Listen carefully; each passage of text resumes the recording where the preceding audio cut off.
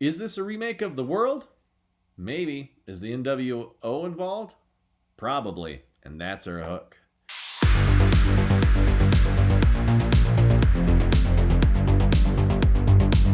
Hey guys, it's another episode of the Paranormal Past podcast. I am Josh, and my partner is still somewhere else investigating things and probably drinking Mai Tais on a beach. But today I want to talk about whether is this whole COVID thing a cover to try to remake the world order. And I say that because Henry Kissinger has recently come out with an article in The Hill, and he was saying that this whole coronavirus pandemic thing will forever alter the world order. And he goes on to say it's unclear if he had anything in mind about how countries and institutions are perceiving failures and successes in fighting the pandemic.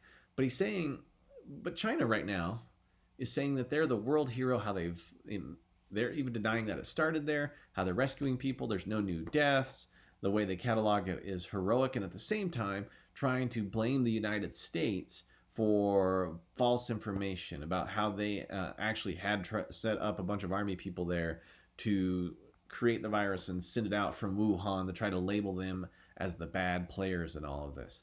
And you can see this ordering on a new world scale order that China's trying to set himself up as the hero while trying to make the US look like the villain, even though it's quite the opposite. You know, there are suspicions now that there was very little done in Wuhan by the Chinese Communist Party to actually slow down the spread of the virus. And those that were infected with it may have been burned alive in some instances, where there's reports of people coming out saying that stuff like that could be happening, which is really terrifying that they would try to put themselves in the position of hero, but at the same time doing all these nefarious things, you know, and then try to get the U.S. to make itself look different on the world stage as a country that lies, cheats, and steals, and at the same time reports things falsely, really makes me think that there is a new ordering to everything that they're trying to do around the world. And then Henry Kissinger gets involved, and we all know he was involved with the Trilateral Commission,